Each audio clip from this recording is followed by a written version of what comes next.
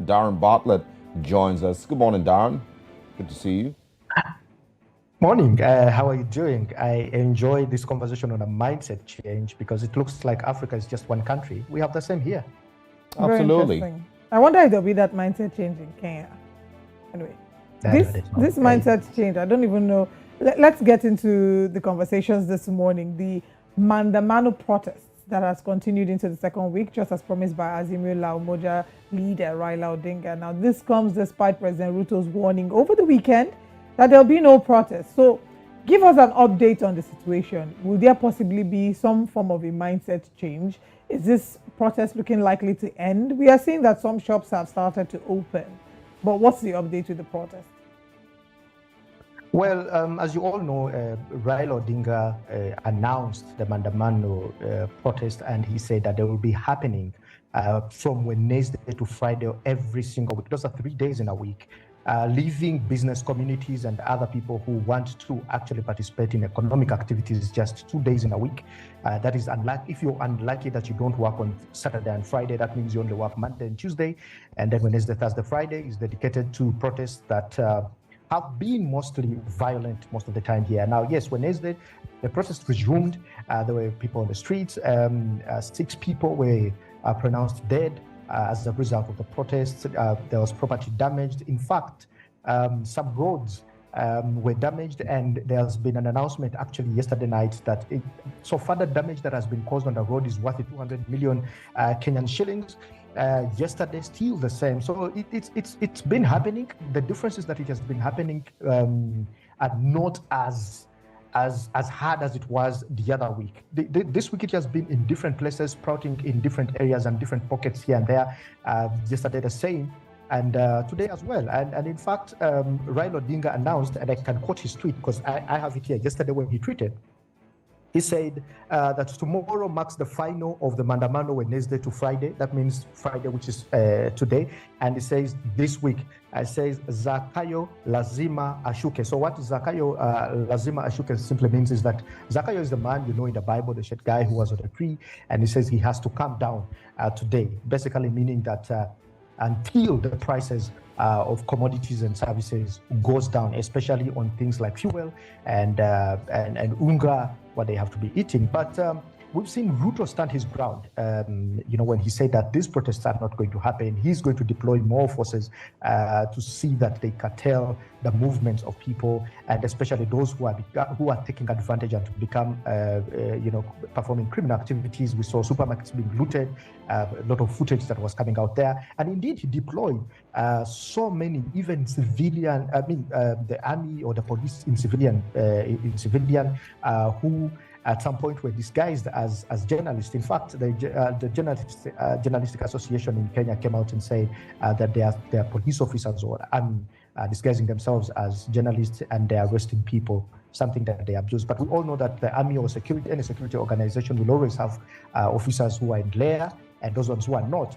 And at least a note was put out by their police chief and said that whoever intends to protest should wear a yellow armband so that they know that this is actually a protester. And actually some places they adhere to it, and we didn't see them scuffle with police because they just looked at them and allowed them to actually carry out their civic duty of protest, but because they adhered to it. But those who didn't adhere to it have actually faced it rough. And I'm certain that even this morning, as it looks like it's calm, there are still signs that a protest is going to go on, and we expect to report more losses here and there in the economic section.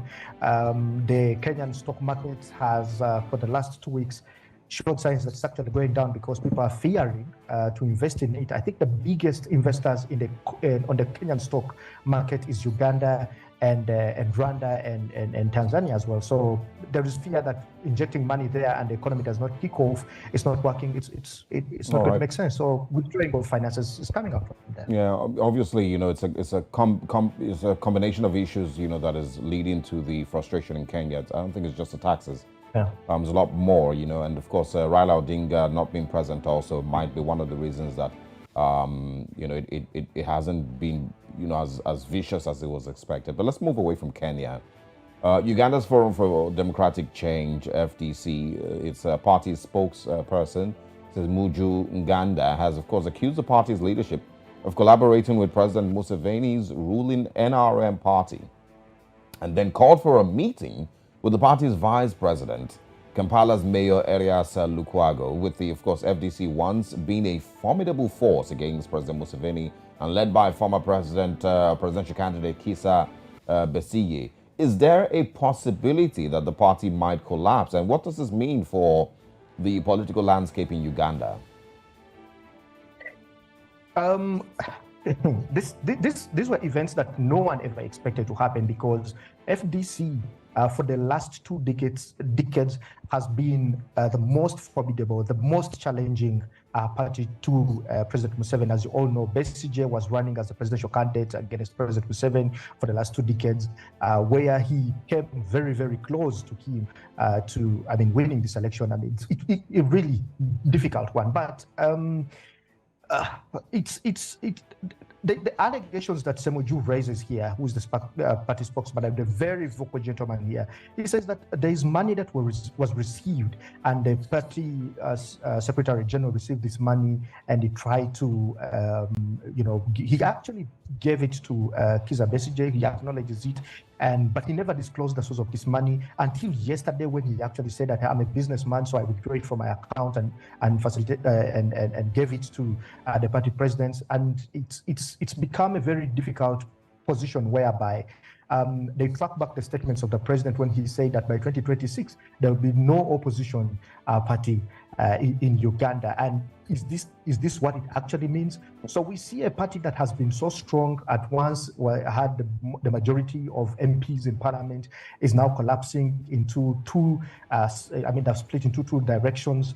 The section that is going with the president of the party and the secretary general, and then the other section that has the spokesperson, and also the vice president of the party, all of them spitting words at each other. This is a party that had individuals who were so grounded in politics, spoke so hard against the government, went so hard against it. Now the public is seeing them as a joke, that they have been infiltrated.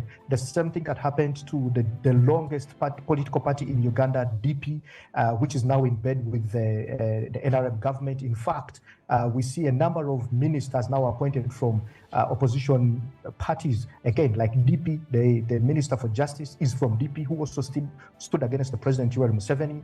We saw a party, the second longest, the second oldest party in the country, UPC, which is Uganda People's Congress, which was actually the party that helped Uganda attain independence, also is in bed with the National Resistance Movement Party of Museveni's government, and they have ministers in it. The FDC that we are talking about, we saw interesting products. Today's Speaker of Parliament and the Deputy came from FDC.